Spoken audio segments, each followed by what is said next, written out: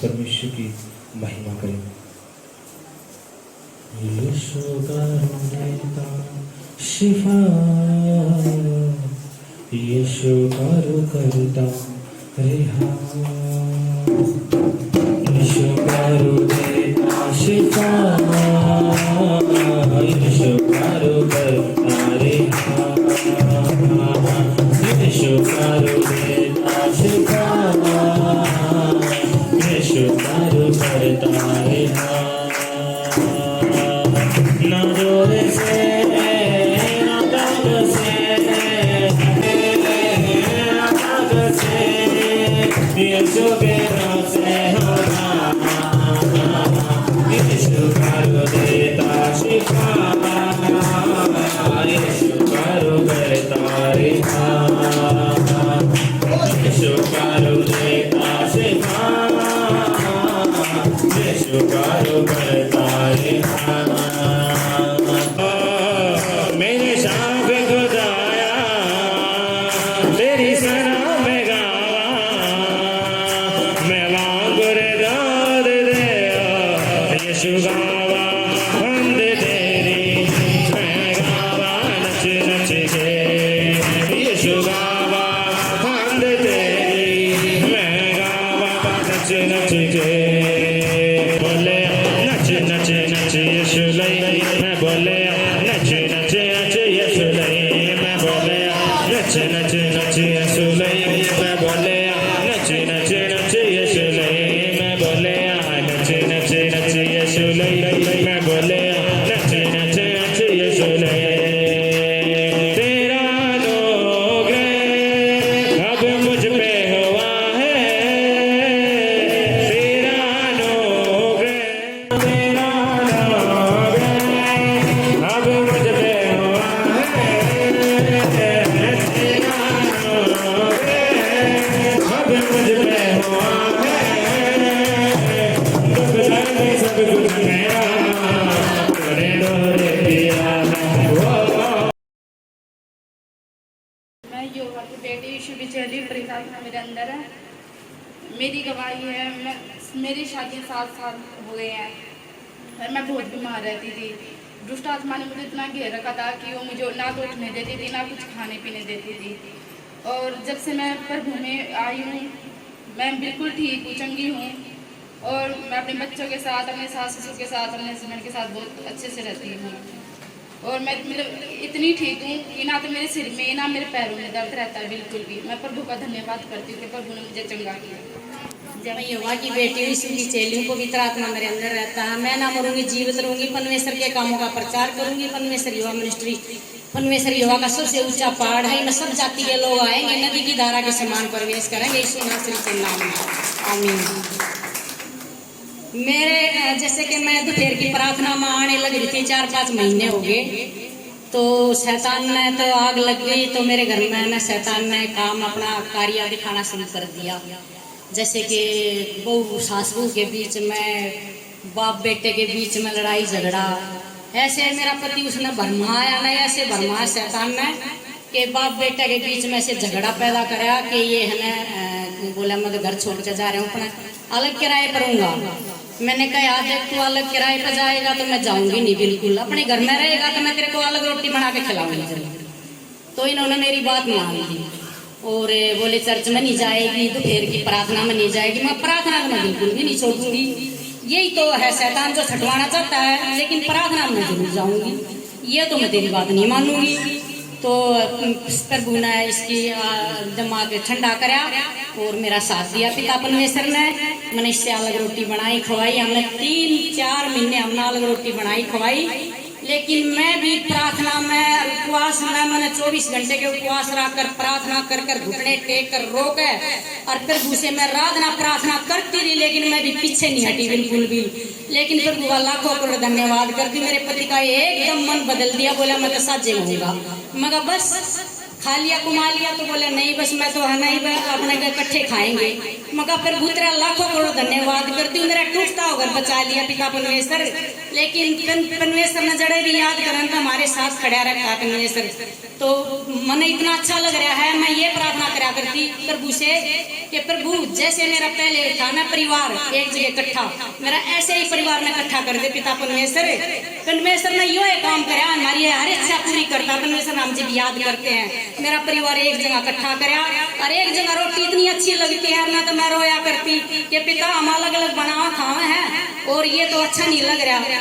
3-4 दिन तो मैंने रोटी खाई भी नहीं। मैं छोटा सा पोता उसने अपने घोरे बैठा कर रोटी खाया करती, लेकिन शैतान ने इतना भरमाया, मैं इतना भरमाया, इन्हें सोचा था या तो फेर की प्रार्थना आराधना छोड़ देगी और उपवास में आगे नहीं बढ़ेगी, क्योंकि उपवास में मैं आगे बढ़ रही हूँ और आराधना प्रार्थना में भी आगे बढ़ रही, तो शैतान को तो आग लगनी है।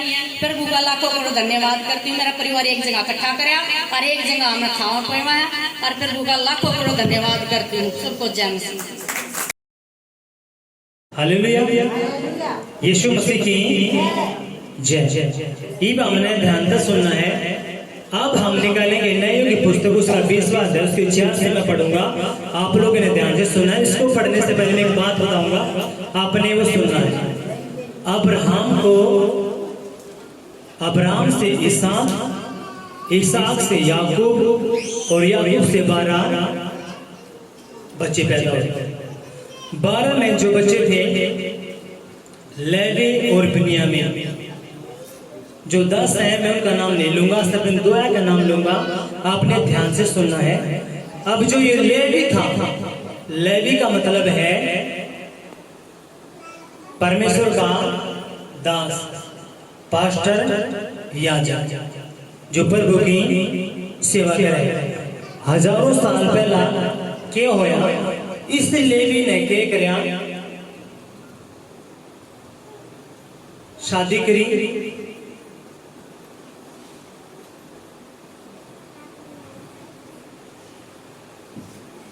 ये भाड़ है, ये जो लेवी था, जो उसकी पत्नी थी,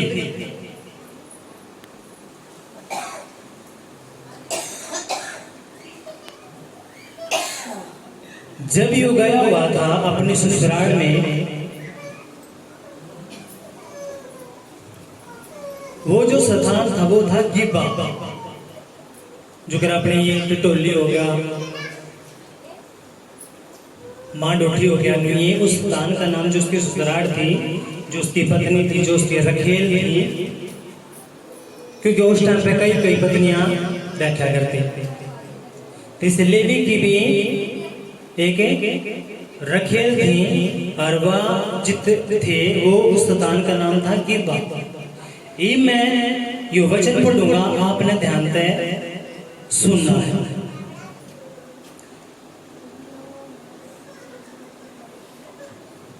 ये जो गिबा के लोग थे वो कौन थे? अन्ना जाति।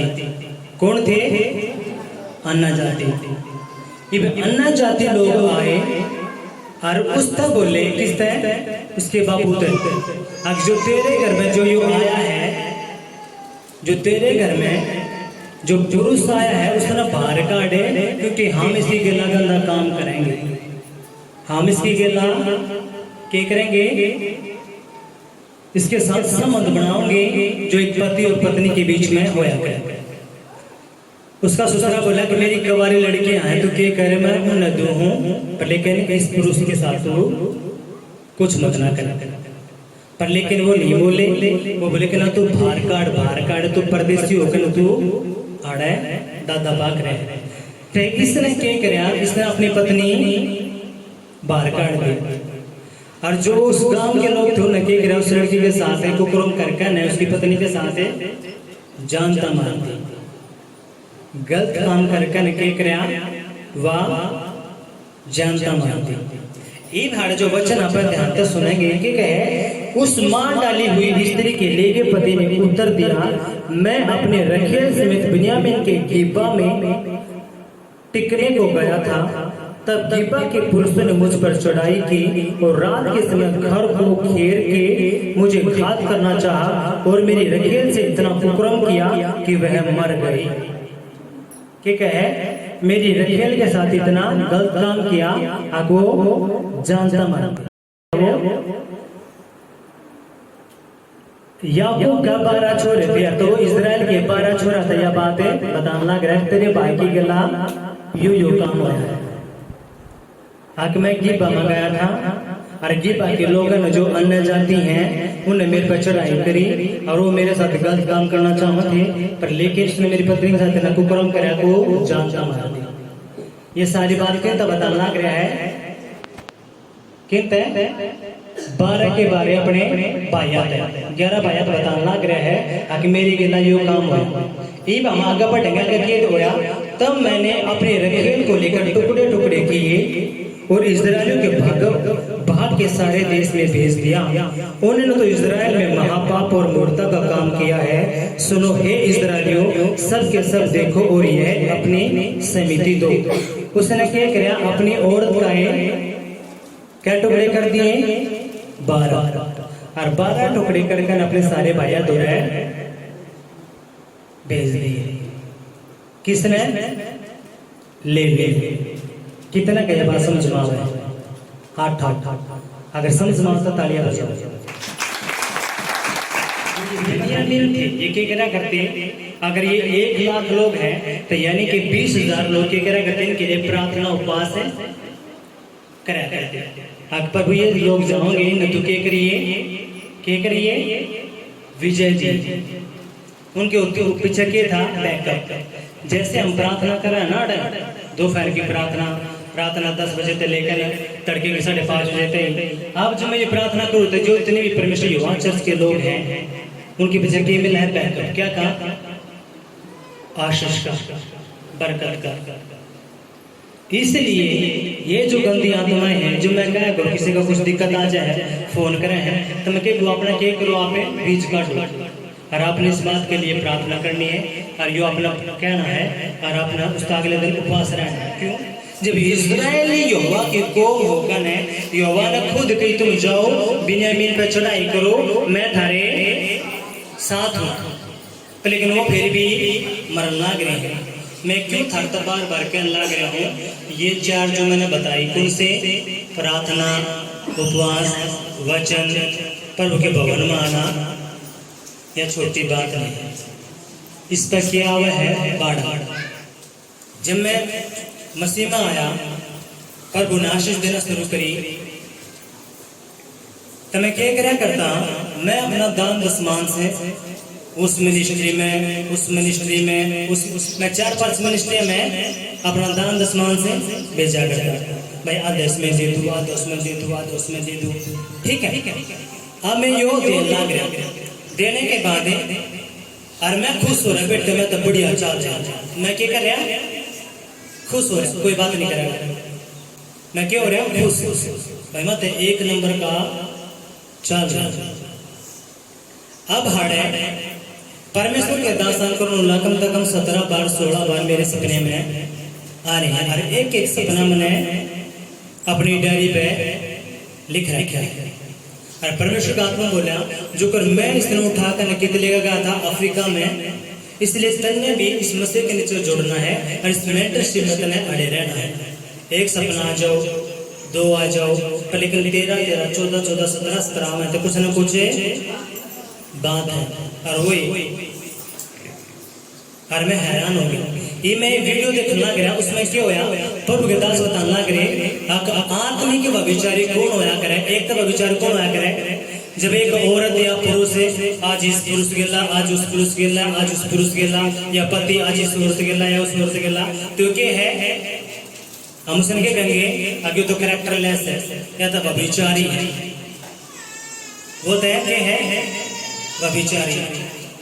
अब प्रभु के दास में वीडियो देखने लग रहा प्रभु के दास क्या बोले अब जो बंदा यो काम करे है यो बंदा के है आत्मिक व्यभिचारी है के है आत्मिक व्यभिचारी यानी कि आत्मिक जगत में यो बंदा के है व्यभिचारी जो यो अपना दशमांश भी जो कर रहा है यो आदोष लेके कर रहे हो आत्मिक व्यभिचार है यो जो कर रहे हैं और इस बंदे ने बेरहमी और ये उसके सोचता अगमत है 1 नंबर का चाल आप प्रभु दास के बोले ये जो लोग हैं ना तो उस पास्टर के विश्वासी हो गए थे, ना उस चर्च के विश्वासी हो गए थे। और ये नहीं चकते रहे। अब इसमें तो गलती मेरी भी होगी। जब यहोवा परमेश्वर ने 17 बार मेरे तो दर्शन में दे दिया और मैं क्या कर रहा, और प्रभु ने जोड़ा के दे उड़े। अब यह बात अपने अंदर देखो, यीशु मसीह बोला मैं सपने के द्वारा, वचन के द्वारा, अपने दासा के द्वारा बात कराया करूं। और जैसे ये प्रभु के दास ने मिलते ये वचन बताए और मैं हैरान हो गया। क्या हो गया? मैं हैरान को तरीका यो भी विचार में आवे, यो एक सिस्टम से परमेश्वर काम चल रहा है। लेकिन ये सारे काम मैं भी करा करता, लेकिन जैसे ही जब हम प्रार्थना उपवास होता बड़े प्रभु ने के दी आत्मिक बुद्धि दी जो इजराइलिया द्वारा नहीं थी। इजराइली ने क्या सोची, यहोवा ने क्या रखी है कि अब तू जा चढ़ाई कर किस पे? बिन्यामीन पे, मैं तेरे संग हूँ। हर के कहा 22,000 लोग मरवा दिए। फिर रोते गए, फिर कितने बने? 18,000। और इसमें कौन कब है? यहोवा परमेश्वर। क्यों? ना समझी के कारण। किसके कारण? ना समझी के कारण, आत्मिक बुद्धि ना होने के कारण। हमने बेरा है, बाइबल बतावा कि यीशु मसीह के है आत्मा, और वो उन लोगों ने ढूंढता है जो आत्मा 27 है उसकी बंदगी करे। हालेलुया। जोर से तालियां बजाओ। कितने लोग कितने लोग का बात समझ में अपने हाथ ठाक जो बात बताई जाए बेरा तो लगा कितने लोग समझ में, कोई सोचता हो तो बेरा लग जाएगा। यीशु मसीह की जय। दोबारा गए 18,000 मार दिए। फिर रोते पीटते गड़गड़ाते उस दिन के मन में एक हम के करें, उपवास कर ले, और ऊपर तो हम के लेकर चलना है भेंट। के लेकर चलना है भेंट, अपनी बीज लेकर चलना है। ये बात हम देखेंगे क्यों है, ये हमने देखना कि ये बात क्यों है। तब सब इजरायली वरन सब लोग बेतेल को गए और रोते हुए यहोवा के सामने बैठे रहे, और उस दिन सांझ तक उपवास किया और यहोवा को होम बलि और मेल बलि चढ़ाया। और इजरायलियों ने यहोवा से सलाह ली। उस समय परमेश्वर का वाचा का संदूक वही था, और पीनहास जो हारून का पोता और एलियाजर का पुत्र था उन दिनों में उसके सामने हाजिर रहा करता था। उन्होंने पूछा, क्या हम एक बार और अपने भाई बिन्यामीन से लड़ने को निकले या उनको छोड़ दें? यहोवा ने कहा, चढ़ाई कर, क्योंकि कल मैं उनको तेरे हाथ में कर दूंगा। आमीन। क्या कहे? कल मैं तेरे हाथ में बिन्यामीन ने कर दूंगा। न तो हर बार ईश्वर जी क्या करता, जा तू चढ़ाई कर। लेकिन जैसे उपवास करा, बीज बोया, क्या कहे? मैं कल तेरे हाथ में उन्हें कर दूंगा। इसलिए मैं हर बार मैं क्या कहूँ, बीज मायने लगा तो 1 रुपया है, 5 रुपये है, 10 रुपये है, बात क्या फॉलो के कर रहे हो? बात क्या है? कोई गरीब है उसके लिए 1 रुपया गना है, जो मीडियम है उसके लिए 50 रुपये गणे हैं, जो अमीर है उसके लिए 1000 रुपये वो है। तो इसलिए प्रभु क्या है, जो मेरा आदर करेगा मैं उसका आदर करूंगा। अब इजराइल की बुद्धि खोली प्रभु ने, कौन सी? आत्मिक बुद्धि।